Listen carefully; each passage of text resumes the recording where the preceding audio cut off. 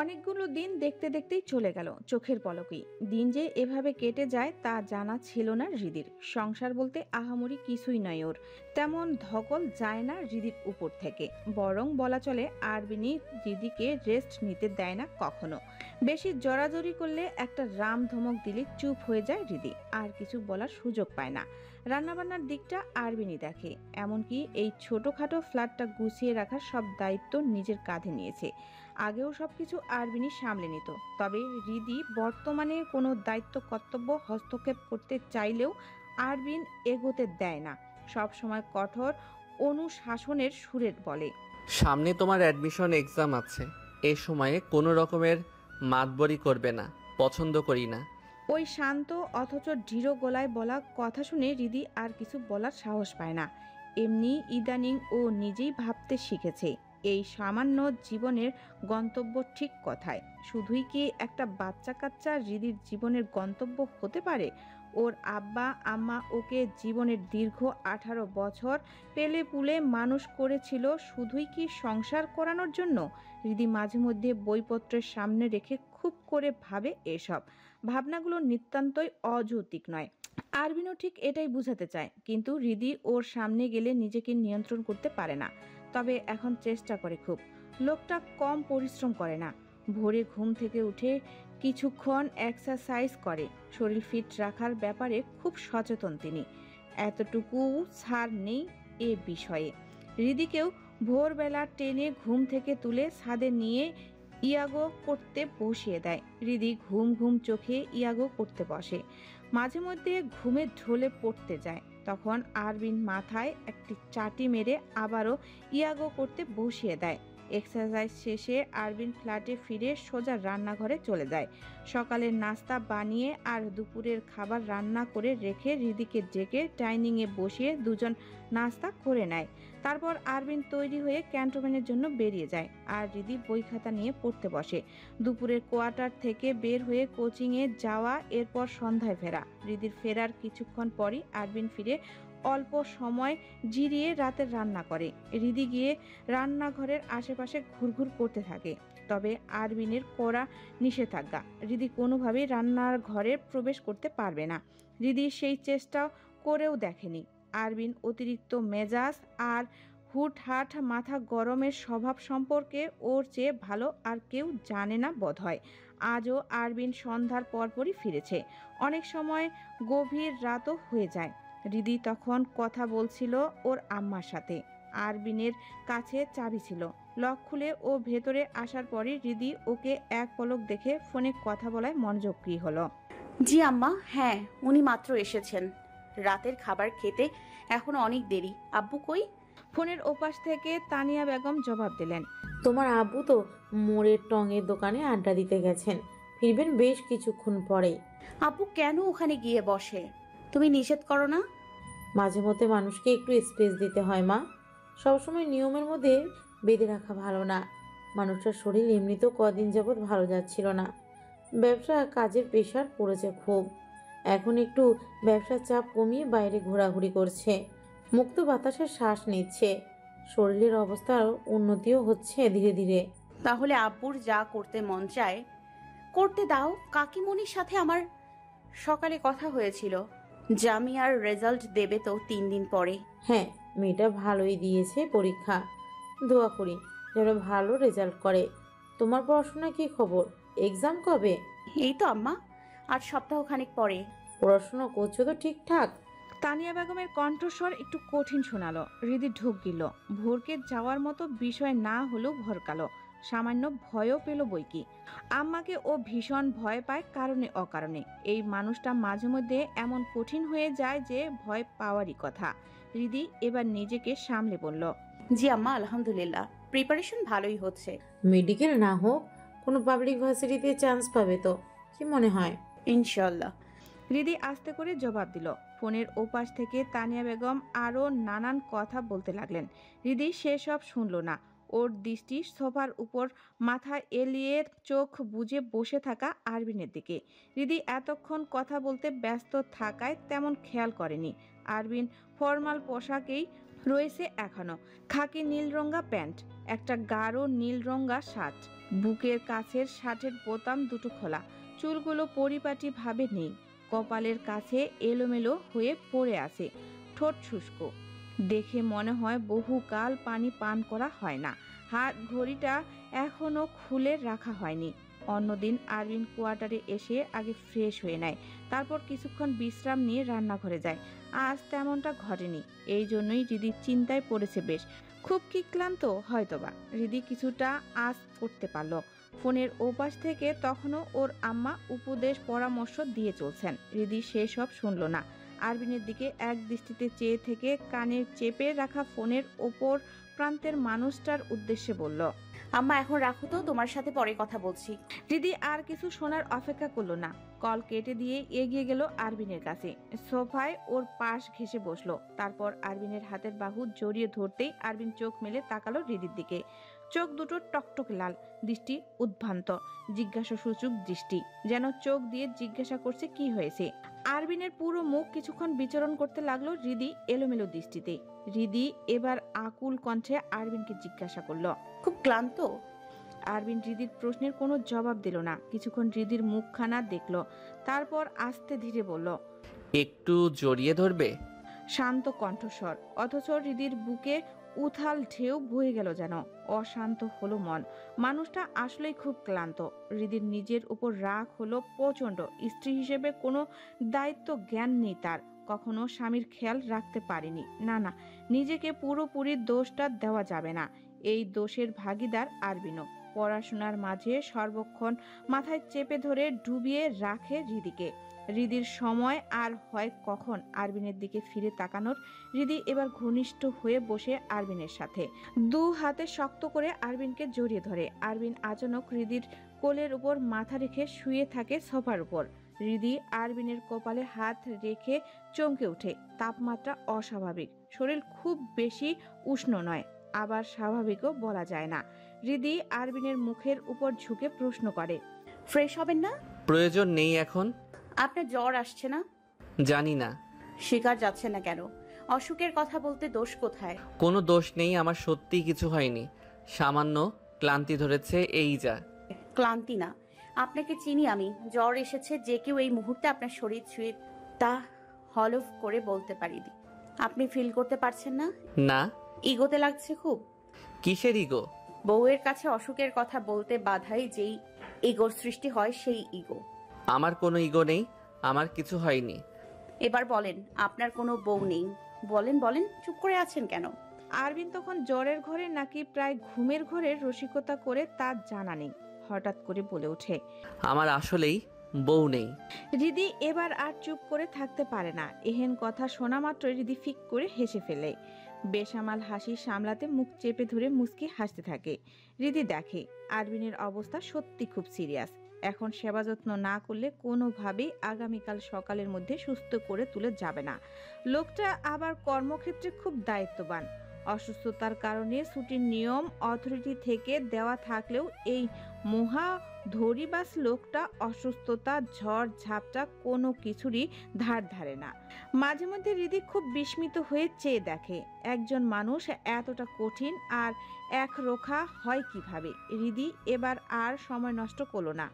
ওঠার জন্য আরবিনের মাথাটা সরিয়ে দেওয়ার চেষ্টা করতে লাগলো। আরবিন তখন প্রায় জ্বরের ঘরে পড়ে গেছে। সেই ঘোরের মাঝেই হৃদির হাত আঁকড়ে ধরে আধো আধো চোখ মেলে প্রশ্ন করে, কোথায় যাচ্ছ? থার্মোমিটার নিয়ে আসি, আর একটু জলপট্টির ব্যবস্থা করাও প্রয়োজন। নাপা আছে তো রুমে, একটু কিছু খেয়ে নিয়ে তারপর ঔষধ খাবেন, বুঝেছেন?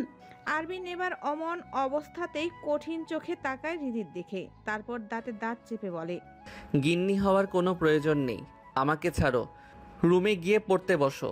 চুপ, একদম চুপ। আর একটা কথাও নয়। আমি এবার গিন্নি হব। রিদি আরবিনকে জোরপূর্বক ছাড়িয়ে উঠে গেল সোফা থেকে। দ্রুত শোবার ঘরে গিয়ে মেডিসিন বক্স থেকে থার্মোমিটার আর নাপা ট্যাবলেটের প্যাকেটটা নিয়ে দ্রুতই ফিরল ড্রয়িং রুমে। ড্রয়িং রুমের বাতি নেভানোই ছিল সব। শোবার ঘরের আলো ঠিকে আসছিল সেখানে। রিদি বৈদ্যুতিক বোর্ডের কাছে গিয়ে লাইটের সুইচ অন করতেই সোফার ওপর থেকে আরবিনের স্পষ্ট কণ্ঠস্বর শোনা গেল, আলো জ্বালিও না, মাথা যন্ত্রণা করছে। রিদি সঙ্গে সঙ্গে আলো নিভিয়ে দিয়ে সোফার উপরে গিয়ে বসলো আরবিনের মাথার কাছেই। আগের বারের মতোই ওর মাথাটা টেনে নিজের কোলের উপরে তুলে নিল। রিদি ঝুঁকে আরবিনের শার্টের বোতামগুলো খুলে দিতে লাগলো একটা একটা করে। আরবিন তখন চোখ বুজে শুয়ে আছে। এবার ওর হাত ধরে বাধা দেওয়ার চেষ্টা করে জোরালো কণ্ঠে প্রশ্ন করে, কি করছো? আপনার শার্ট খুলবো, ঘামে ভিজে গেছে। এটা আরো কিছুক্ষণ পরে থাকলে ঠান্ডা লেগে যাবে। দেখি হাত সরান। আরবিন তবু হাত ছড়ালো না, ঘোরের মাঝেই বলে উঠল, তুমি আমার জ্বরের ঘরে সুযোগ নেওয়ার চেষ্টা করছো নাকি? হৃদি আশ্চর্য হতভম্ব হয়ে বসে রইল কিছুক্ষণ। আরবিনের মুখের দিকে বিস্মিত নয়নে চেয়ে রইল। আরবিন তখনও হুঁশে নেই, গা কাঁপিয়ে জ্বর এসেছে। হৃদি আরবিনের এলোমেলো চুলে হাত ডুবিয়ে মুঠো করে খামচে টেনে ধরে বলল, শালার বেটা, বদতমিজ! ইউ বউ হই তোর কাছে আসলেও বাকি, সুযোগ নিলেও বাকি। তারপরেই হৃদি বিড়বিড় করে নিজ মনে বলল, ও খোদা তাআলা, কপাল করে কি একখান স্বামী পেলাম আমি। এই যে তার জ্বরের ঘোরে এত উষ্ণতার মাঝে আমি এক টুকরো বরফের মতো তার ধারে কাছে অবস্থান করছি, তবু এই লোক নিজেকে কন্ট্রোল করছে কিভাবে? একটু তো বেপরোয়া হন অরবিন। একটুখানি বেহেড হতে ক্ষতি কি? যে রাধে এসে চুলো বাঁধে, বাচ্চা কাচ্চা সামলেও আমি পড়াশোনা চালিয়ে যেতে পারবো। সময় কিভাবে দেখতে দেখতে চলে যায় না, হৃদির তো বিশ্বাসই হতে চায় না। দিনগুলো কিভাবে যে ব্যস্ততায় চলে গেল তার ঠাওর করে উঠতে পারল না। সংসার সে তো বুঝেইনি হৃদি, আরবিন কখনো ওকে বুঝতে দেয়নি। অবশ্য হৃদির ভালোর জন্যই। মাঝে মধ্যে ছেলে মানুষই করে ফেললেও এসব ব্যাপারগুলো এখন বেশ ভালো বোঝে হৃদি। কঠিন হাতে শিখিয়েছে ও, একা পথে চলতে শিখেছে। যদিও হাতটা বাড়িয়ে এক কদম এগিয়ে দিয়েছিল আরবিন, তারপর চলতি পথে ছেড়েছিল ইচ্ছাকৃতই। যে কারণে হৃদির আজ এই একা পথ চলার প্রয়াস, আত্মনির্ভরশীল হওয়ার সংগ্রাম। দিনে দিনে সংশয়পূর্ণ হয়ে উঠেছে ও। বিবাহিত জীবনের আজ কয়েক মাস। হিসাব করতে বসে গেল হৃদি। 9 মাস হবে প্রায়। দিন তো দেখতে দেখতেই কেটে যায়, তাই তো? সুখ বিলাসের কি আর শেষ আছে? পড়াশোনার চাপ কমলো বলে একটু হাঁপ ছেড়ে বসতে পারে এখনো। আজ হৃদির বিশ্ববিদ্যালয় ভর্তি পরীক্ষার রেজাল্ট হবে। মেডিকেলে চান্স হয়নি হৃদির, মাত্র 2 মার্কের জন্য মিস হয়ে গেল। হৃদি যে সেদিন কি ভয়াবহ কান্না করেছিল, মরা কান্না যাকে বলে। শেষের মাসটা ভয়ঙ্কর পরিশ্রম করেছিল ও। রীতিমতো নাওয়া খাওয়া আর ঘুম বাদ দিয়ে পড়ার টেবিলে পড়ে থাকতো মুখ বুজে। চুল উস্কো শুষ্কো হয়ে জট পাকিয়ে খোপা করে রাখতো এলোমেলোভাবে। আরবিন ক্যান্টনমেন্ট থেকে ফিরে এসে টেবিলেই হৃদির চেয়ারের পেছনে দাঁড়িয়ে ওর চুল আশ্রে জট ছাড়িয়ে সুন্দর এবং পরিপাটিভাবে খোপা করে দিত। তারপর গিয়ে 2 মগ কফি বানিয়ে নিয়ে আসতো। 1 মগ হৃদিকে দিয়ে আরেক মগ নিজে নিয়ে ল্যাপটপ নিয়ে বসতো। কাজের মধ্যে মাঝে মধ্যে আর চোখে হৃদির পড়াশোনা খেয়াল করত। পড়ার দিকে মনোযোগ থাকলেও আরবিনের এই সতর্ক দৃষ্টি অনুভব করতে হৃদির ন্যূনতম অসুবিধা হতো না। রান্নাবান্নার দিকটা বরাবরের মতোই আরবিনই দেখে। হৃদির অ্যাডমিশন এক্সামের আগের দিনগুলোতে তো আরবিনের আরও বাজে দশা। দিন এবং সন্ধ্যার পুরোটা সময় ডিউটিতে থাকা, তারপর ফিরে রাতের রান্না করা, সারা রাত জেগে হৃদির জন্য শিফট নোট তৈরি করে দেওয়া, ওকে পড়ানো, তারপর কিছুক্ষণ ঘুমিয়ে ভোরে উঠে এক্সারসাইজের পর সকালের নাস্তা আর দুপুরে রান্না করে রেখে ক্যান্টনমেন্টে গিয়ে সারা দিনের ধকল। এই কদিন আরবিন সম্পূর্ণ এলোমেলো হয়ে গিয়েছে। দুশ্চিন্তা করছে খুব। ওর মুখের দিকে তাকালে সেই দুশ্চিন্তার ছাপ স্পষ্ট উপলব্ধি করতে পারে হৃদি। কোথাও গিয়ে বুকে ধাক্কা লাগতো, প্রবলভাবে গেঁথে দেওয়া ছুরিঘাতের মতো। ইস, মানুষটা ওর সাফল্যের জন্য এতটা পরিশ্রম করছে, সেই সাফল্য যদি হাতে এসে ধরা না দেয় তখন অনুশোচনার কথায় গিয়ে মুখ লুকাবে হৃদি আরবিনের বুকে। ওই বুকে তখন জায়গা হবে ওর, নিজের বিবেককে বাঁধবে না। এমনিতে এতগুলো দিনেও আরবিনের সাথে সঙ্গমটায় হয়ে উঠেনি হৃদির। অবশ্য সিদ্ধান্ত আরবিনেরই। হৃদির মনোযোগ সরে যাবে অ্যাডমিশনের দিক থেকে। সেই ভাবনা চিন্তা করেই মেয়েটাকে দূরে দূরে রেখেছিল আরবিন। কি দরকার গুরুত্বপূর্ণ এই জীবনে কিছু অবিলাস দীর্ঘ সময় অপূর্ণ থাকলে ক্ষতি কি? একটু বরং সবুর করা যাক। সবুরের নেওয়া ফলে হৃদির মেডিকেল ভর্তি পরীক্ষার পর সেই দিনই আরবিন ওকে ডেকে বলেছিল, তোমার মেডিকেল আর পাবলিকের রেজাল্ট দেওয়ার পরপরই তোমাকে একটা সুন্দর রাত উপহার দেব। কাঙ্ক্ষিত সেই রাত, লাইক বেনসনকে প্রেগনেন্ট বানানোর মতো। কি দারুণ হবে না? হৃদি সেদিন লজ্জায় আর কোনো কথা বলতে পারেনি। ভীষণ আড়ষ্ট হয়েছিল, অসহ্যকর অনুভূতির উদয় হয়েছিল, যেই অনুভূতির সাথে সহসা জানাশোনা হয় না হৃদির, আর না হয় বোঝাপড়া। কিন্তু হৃদির মন ভাঙতে সময় লাগলো না। সেদিন যখন মেডিকেলের এক্সামের রেজাল্ট দিল, তখন রেজাল্ট দেখে হৃদির মানসিক স্বস্তি আর ঠিক ছিল না। মাত্র 2টা মার্কের জন্য স্বপ্ন ছুঁতে পারল না ও। ছুঁই ছুঁই করেও হাতছাড়া হয়ে গেল। হৃদি হাউমাউ করে কান্না করেছিল সেদিন। বাঁধ ভেঙে সে কি কান্না! আরবিন ওকে টেনে বুকের মধ্যে জড়িয়ে ধরে রেখেছিল দীর্ঘ অনেকটা সময়। তারপর ওর মাথায় স্নেহের হাত বুলিয়ে সান্ত্বনা দিয়ে বলেছিল, জীবনের এই স্বপ্নই শেষ স্বপ্ন নয়, হতেও তো পারে এর চেয়েও সুন্দর কোনো ভবিষ্যৎ অপেক্ষা করছে তোমার জন্য।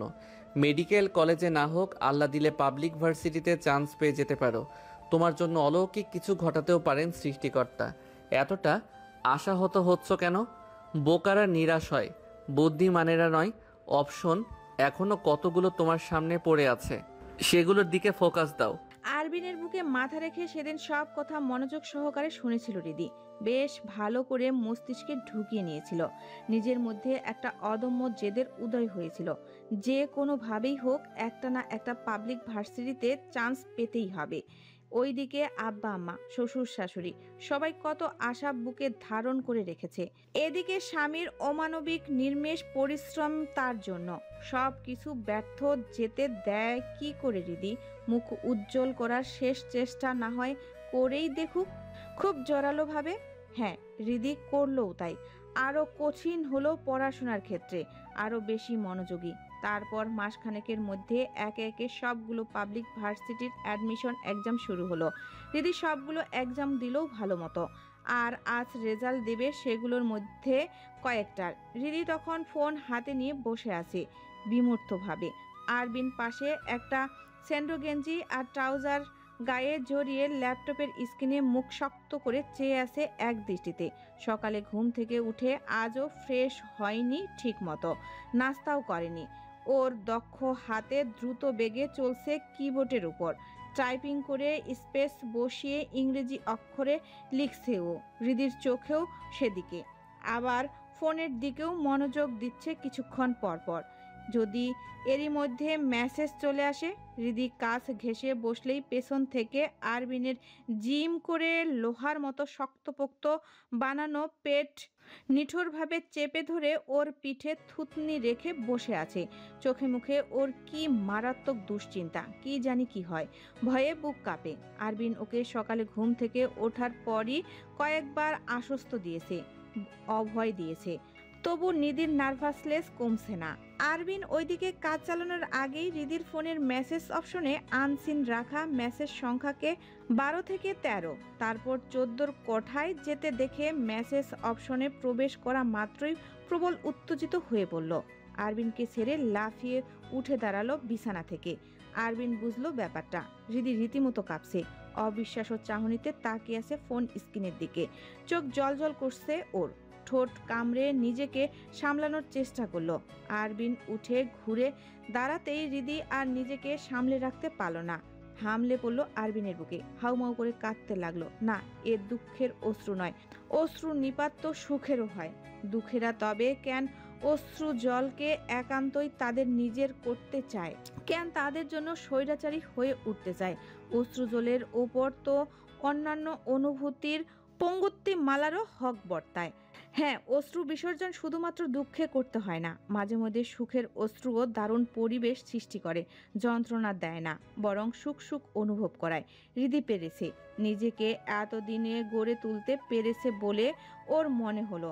আজ ওর নিজেকে সম্পূর্ণ স্বয়ংসম্পূর্ণ মনে হচ্ছে, যে পুরোপুরি আত্মনির্ভরশীল, আত্মবিশ্বাসী, আত্মপ্রয়াসী। যদিও এই হৃদিকে গড়ে তোলার পেছনে আরবিনের বিরাট একটা কৃতিত্ব রয়েছে। তবে এই হৃদি যদি নিজেকে নিজে না বুঝতো, উপলব্ধি করতে না পারত, তাহলে আজ প্রাপ্ত তার এই সাফল্যের দ্বার কখনোই খুলতো না।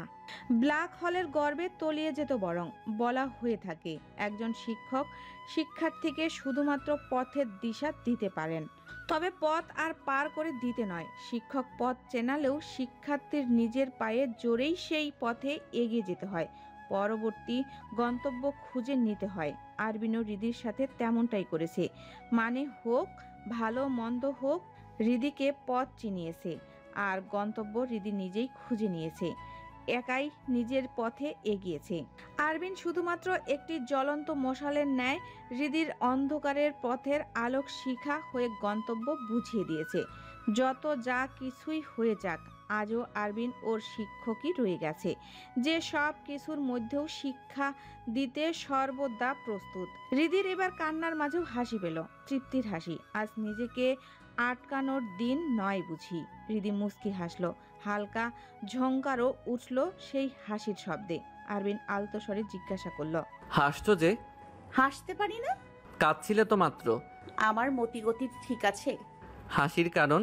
আপনি আজও সেই কাঠখট্টা শিক্ষকই রয়ে গেলেন আমার। হৃদির কথা শুনে আরবিনের মুখটা উঁচু করে হো হো করে হাসতে থাকে। হৃদির সেই হাস্যরত উচ্চাকাঙ্ক্ষা মুখখানার দিকে চরম মুগ্ধতা আর লোভ নিয়ে তাকিয়ে থাকে। ইস, লোকটা দীর্ঘ ক্লান্তি শেষে কতদিন পর হাসলো। এই হাসি আব্বা আম্মা শ্বশুর শাশুড়ি সবার জন্যই তো এত কিছু। এসব যে হৃদির একাত্রত্ব পৃথিবীর মহামূল্যবান সম্পদ। হৃদি আবার আরবিনের বুকে মুখ গুজে হালকা রসিকতার সুরে বলে, এমন শিক্ষক সবার ঘরে ঘরে আসুক। আরবিনও মুস্কি হেসে বলে, আসুক। হৃদি আবারও মুখ তুলে তাকায়। হৃদি আরবিনের বুকে আচানক ঝাঁপিয়ে পড়ায় মুহূর্তেই বেসামাল হয়ে পড়ছিল আরবিন। হৃদিকে এক হাতে শক্ত করে জড়িয়ে ধরে রেখে আর এক হাত বিছানার পাশের ক্যাবিনেটের কোণায় শক্তভাবে চেপে ধরে এখনো দৃঢ়তার সাথে দাঁড়িয়ে আছে হৃদিকে নিয়ে। হৃদি তা খেয়াল করে আরবিনের পেটে দু হাত জড়িয়ে ধরে বলে, এইভাবেই সারা জীবন আগলে রাখতে পারবেন আমাকে? এক হাতে কর্মক্ষেত্র, অন্য হাতে আমি। জীবনের শেষ সময় পর্যন্ত জ্বলন্ত একখানা বেনসন এক হাতে নিয়েও অন্য হাতে তোমাকে সামলাবো দেখো। কিংবা ঠোঁটে একবার বেনসন আর একবার তোমার। হৃদি লজ্জায় মুখ লুকিয়ে রাখে আরবিনের বুকে। লোকটা মন্দ রসিকতা করছে। না না, ইহাকে বলে চরিত্রহীনতার রসিকতা। পর মুহূর্তে আবার মনে প্রশ্ন জাগে, বইয়ের সাথে এহেন রসিকতা কি চরিত্রহীনতার রসিকতা বলা যায়, নাকি জগতের সর্বশ্রেষ্ঠ রসিকতা? হৃদি উত্তর খুঁজে পায় না, না তো কোনো অনুসন্ধান। তবুও ভাবতে ওর বেশ ভালোই লাগে। বিশেষত আরবিনের প্রতিটা কথা, প্রতিটা কার্যক্রম সহ সমস্ত কিছু। এই গোটা মানুষটাই তো ওর। রাগ, ক্ষোভ, অভিমান, খুনাখুনি, মারামারি, হানাহানি যাই হোক, তবুও তো ওরই।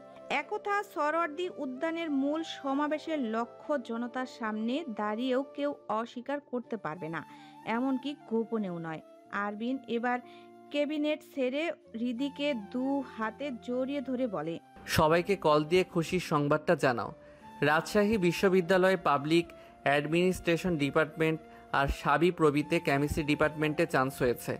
অন্যান্যগুলোর রেজাল্ট যদিও এখনও আসেনি, তবে তুমি সাবি প্রবিতেই ভর্তি হবে, আমার কাছে থাকবে।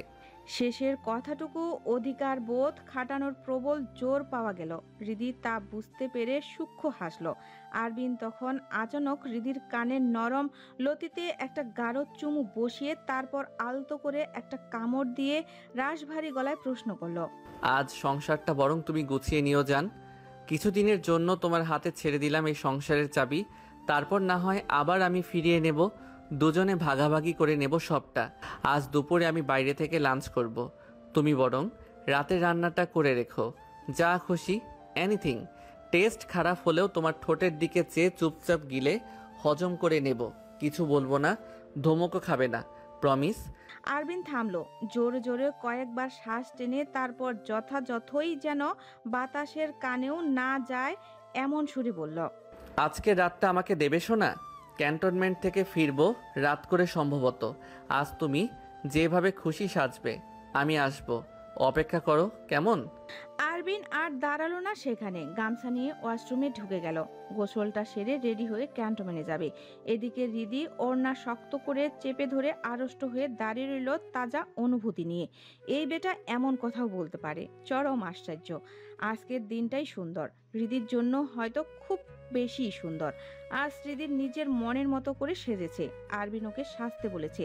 পরনে শিফনের কালো শাড়ি, কোনোয়ের উপর অবধি হাতা তোলা একটা সোনালি ব্লাউজ, তাতে আবার পিঠ বেশ খোলামেলা, ফিতা বাঁধা। ইচ্ছাকৃতভাবেই এমন একটা ব্লাউজ বানিয়ে রেখেছিল রিদি।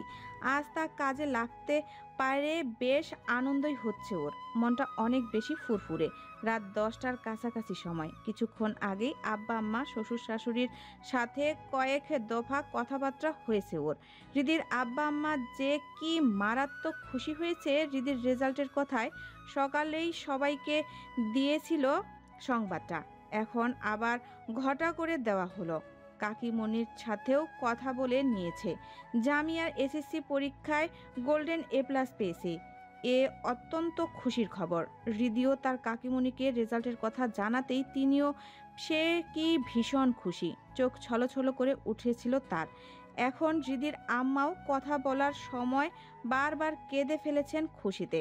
বাপের বাড়ি আর শ্বশুর বাড়ির মানুষের সাথে কথা বলে ঠিক করে রাখলো, বিয়ের পর তার আর আরবিনের জীবনের আসন্ন প্রথম ঈদটা তারা একসাথে ঢাকাতেই পালন করবে সবার সাথে। রিদি কত শত পরিকল্পনা করলো তার আম্মা আর শাশুড়ির সাথে আলাপ করে। কথাবার্তা শেষ করে এখন রিদি উঠে দাঁড়িয়েছে, ঘরময় পায়চারি করছে। আরবিনের জন্য অধীর আগ্রহে অপেক্ষা করে চলছে ও। লোকটা কখন যে ফিরবে, ডিউটি টাইমে তো আবার ঠিক নেই। রিদির পায়চারির মাঝেই কলিং বেল বাজলো। আজ আরবিন চাবি নিয়ে যায়নি। রিদি শাড়ি সামলে দ্রুত এগিয়ে গিয়ে সদর দরজা খুলে দিল। আরবিন ফোন বের করছিল পকেট থেকে, তখনই সামনের খোলা দরজার দিকে চোখ পড়তেই কিঞ্চিত চমকে উঠল, ঢোক গিলে নিল। কণ্ঠনালীর শিরায় টান লাগলো বার কয়েক। রিদি সরে দাঁড়াতেই আরবিন ভেতরে আসলো। আরবিনের চোখের দৃষ্টি অনুসরণ করলো রিদি। এত সুন্দর করে শাড়ি পরেছে, সাজগোজ করেছে, তবুও কোনো প্রশংসা করলো না।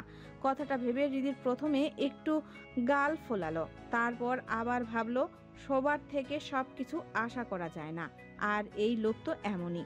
আরবিন সোজা সবার ঘরের দিকে পা বাড়িয়েছে, ততক্ষণে রিদি ওর পেছনে ছুটলো। আরবিন ফ্রেশ হলো শুধু, তাও 2 মিনিটের মধ্যে। রিদি ব্যাপারটা খেয়াল করে দেখে জিজ্ঞাসা করলো, ড্রেস চেঞ্জ করবেন না? আরবিন তোয়ালে দিয়ে মুখ মুছতে মুছতে জবাব দিল, না। ডাইনিং এ আসুন, খাবার বেড়ে দিচ্ছি, খেয়ে নেবেন। রিদি শাড়ির আঁচল চেপে ধরে ঘর থেকে বেরিয়ে যাওয়ার জন্য পা বাড়ায়। তৎক্ষণাৎ পেছন থেকে হাতে টান পড়ল। রিদি ঘুরে দাঁড়িয়ে ভ্রু কুঁচকে তাকালো আরবিনের দিকে। আরবিনের দৃষ্টি তখন উদ্ভ্রান্ত, গভীর চাহনিতে রিদিকে দেখছে। ঠোঁট কামড়ে নিজেকে নিয়ন্ত্রণ করার চেষ্টা করছে। ব্যাপারটা বুঝতে পেরে মনে মনেই সামান্য হাসল রিদি। ওর হাতের বাহু ধরে টেনে নিজের কাছে এগিয়ে নিল আরবিন। শক্ত হাতে রিদির কোমর জড়িয়ে ধরে এলোমেলো দৃষ্টি ফেলল রিদির দিকে। রিদি আরবিনের গলা জড়িয়ে ধরে প্রশ্ন করে, খাবেন না? না। জবাবটা দিয়ে রিদিকে পাজা কোলে তুলে বিছানার উপরের বালিশের সাথে হেলান দিয়ে বসিয়ে দিল। রিদি উঠে বসার আগেই আরবিন হাঁটু গেড়ে রিদির পায়ের কাছে ফ্লোরের উপরে বসলো। ইউনিফর্মের প্যান্টের পকেটে হাতড়ে একটা লাল রঙের ছোট গোলাপের নকশা করা জুয়েলারির বক্স বের করলো।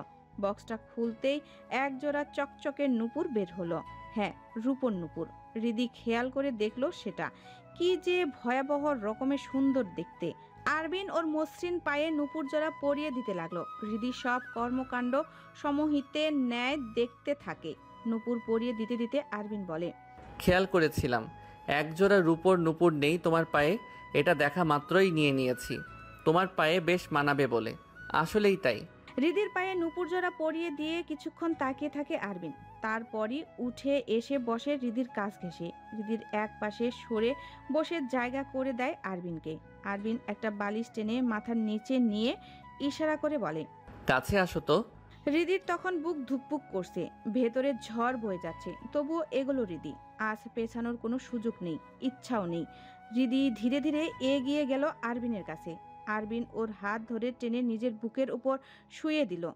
হৃদি তখন বলল, তাই বলে ড্রেস চেঞ্জ করবেন না? আরবিন নিজের সামনের চুলগুলো টেনে পেছনের দিকে ঠেলে দিতে দিতে জবাব দেয়। করলাম না। রিদি মুস্কি হেসে ওই বুকে আশ্রয় নেয়, তারপর বিড়বিড় করে বলে, আমার একটা সুখের সংসার হোক। সমঙ্গয়ের চরম মুহূর্তে রিদি হঠাৎ বলে উঠল, আচ্ছা বলুন তো, আমাদের আন্ডা বাচ্চা হলে নাম কি রাখা যায়? আরবিন রিদির গলা থেকে মুখ তুলে পাল্টা প্রশ্ন করে। কি? রিদি এবার অতি উৎসাহী এবং উচ্ছ্বাসিত হয়ে জবাব দেয়, ভাবছি আমার নামের সাথে মিলিয়ে রাখবো। ছেলে হলে রুবাই আর মেয়ে হলে রেবা।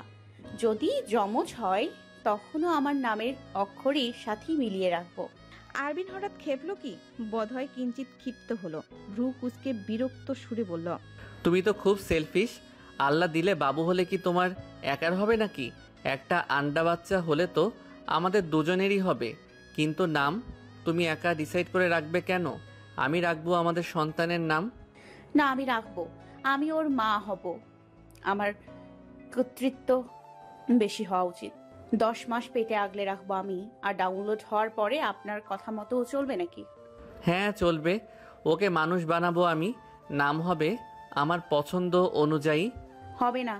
রিদি আচানক আরবিনের কলারে হাত রাখে। আরবিন বিক্ষিপ্ত উত্তপ্ত চাহনিতে বুকের নিচে শুয়ে থাকা রিদির চোখে চোখ রাখে। রিদির সাহসে তাতে বিন্দু মাত্র ভাটা পড়ল না। চোখে মুখে মোটেও ভয় ডর নেই। তা দেখে আরবিন আরো বেশি ক্ষুব্ধ হয়। তারপর তাতে দাঁত পিষে বলে, কলার থেকে হাত সরাও। পারবো না। রিদির তেরিবেরি জবাব। আরবিন আবারও একই টোনে বলল, সরাও বলছি। পারলাম না। কতবার বলেছি না তোমাকে? আর যাই করো আমার ড্রেসের কলারে কখনো হাত রাখবে না। টোটালি টলারেট করতে পারি না। মাথা গরম হয়ে যায়। তবু বারবার একই দুঃসাহস দেখাও। 100 বার দেখাবো, 100 বার কলারে হাত রাখবো। দরকার হয় আমাদের ছেলে মেয়ে হলে তাকেও ঠিক এইভাবে কলার ধরা শেখাবো, বুঝেছেন? ছেলে মেয়েকে বেয়াদবি শেখাবে নিজের মতো। বেয়াদবি কিসের? স্বামীর কলারে হাত রাখা যেমন স্ত্রীর জন্য পাপ নয়, তেমনি বাচ্চা বয়সে খেলার ছলে বাপের কলারে হাত রাখলে বেয়াদবি করা হয়ে যায় না, বুঝেছেন? নীতি নৈতিকতার ভান্ডার খুলে নিয়ে বসেছো দেখছি। বসেছি তো। রিদি ঘাট তেরার মতো জবাব দেয়। আরবিনও পাল্টা ঘাট তেরামি করে মুখের উপর বলে ওঠে, নীতি বাগিস। রিদি এবার ছ্যাদ করে উঠে বহুক্ষণ যাবৎ নিজের গলার ভাঁজে শক্তভাবে বিচরণ করতে থাকা আরবিনের হাতটাকে সরিয়ে দেওয়ার চেষ্টা করে বলে, তো সরেন, দূর হন। হুম। একদম আমাকে টাচ করার চেষ্টা করবেন না। আরবিনের হুঁ প্রশ্নের বিপরীতে তেতে উঠে জবাবটা দেয় রিদি। আরবিন এবার কলার থেকে হাত টান মেরে রিদির হাতটা সরিয়ে দিয়ে শার্টের বোতাম টেনে খুলে শার্টটাকে ছুঁড়ে ফেলে বিছানার অপর পাশে রিদিকে শক্ত করে চেপে ধরে নিজের সাথে ওর বাহু আঁকড়ে ধরে। চোখে চোখ রাখে একবার, সঙ্গে সঙ্গে সরিয়ে নেয় আবার। তারপর কিছু বলার সুযোগ না দিয়ে রিদির ঠোঁটের আশ্লেষণ গভীরভাবে চুমু খেতে থাকে। এক সময় অষ্টদয়ের স্পর্শ নরম করে ফিসফিসিয়ে বলে, করলাম না তোমাকে টাচ, তাতে বয়েই গেল। রিদি এবার আরবিনের গলা শক্ত করে জড়িয়ে ধরে বলে, দেখবেন আমাদের বাচ্চাটাও আপনার মতো ঘাড়তারা হয়েছে। আমার মতো না, আমি ঘাটতারা নই, যথেষ্ট ভালো আছি। বরং তোমার মতো ঘাটতারা হবে দেখো। রাত গভীর হতে থাকে। দুজনে তখন অনুভূতির অতল স্পর্শে সঙ্গময়ের চূড়ান্ত অবগাহনে ডুবে যাচ্ছে প্রায়। তখনও তারা একে অপরকে বলে চলছে, না, আপনার মতো ঘাড়তারা হবে আমাদের বাচ্চা। না, তোমার মতো ঘাটতারা হবে। সমাপ্ত। আমাদের গল্পটি আপনাদের কেমন লাগছে অবশ্যই কমেন্ট করে জানাবেন। আর হ্যাঁ, দেখা হচ্ছে নতুন কোনো গল্পে। ভালো থাকবেন, সুস্থ থাকবেন। আল্লাহ হাফেজ।